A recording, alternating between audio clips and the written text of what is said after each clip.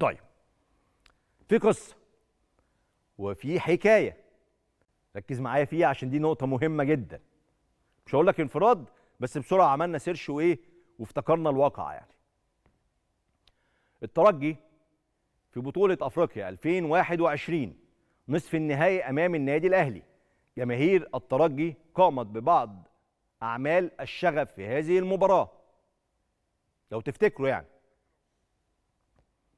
بعدها الكاف اصدر قراراته ضد نادي الترجي، وهناك عقوبه واضحه.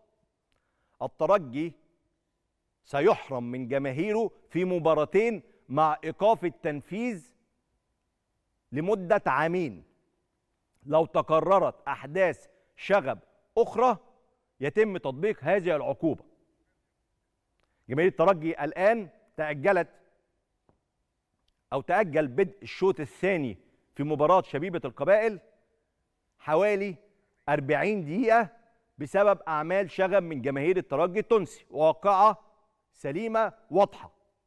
وبالتالي طبقا لقرار الكاف من عامين تحديدا في شهر 7 2021، طبقا لقرار الكاف مرة أخرى اللي هو حرمان نادي الترجي من جماهيره على ملعبه لمباراتين مع ايقاف التنفيذ، ولو تكررت الواقعه خلال عامين اللي هي احداث الشغب يحرم الترجي من جماهيره من مباراتين تلقائيه طبقا لهذه العقوبه.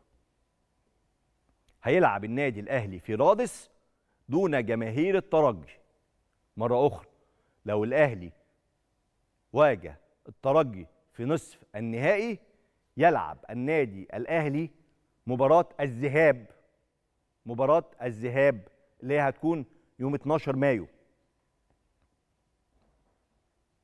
في تونس دون جماهير الترجي.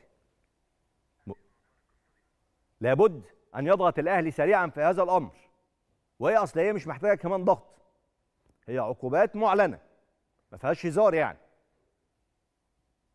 لو تسألني أنا ما أحبش أبدا أي مباراة تكون من غير جماهير، بس لو تسألني على مصلحة النادي الأهلي فطبعا لما الأهلي يواجه الترجي وهو محروم من عنصر مهم جدا وهي جماهير محترمة جدا وقوية جدا جماهير الترجي، فأكيد في أفضلية للنادي الأهلي.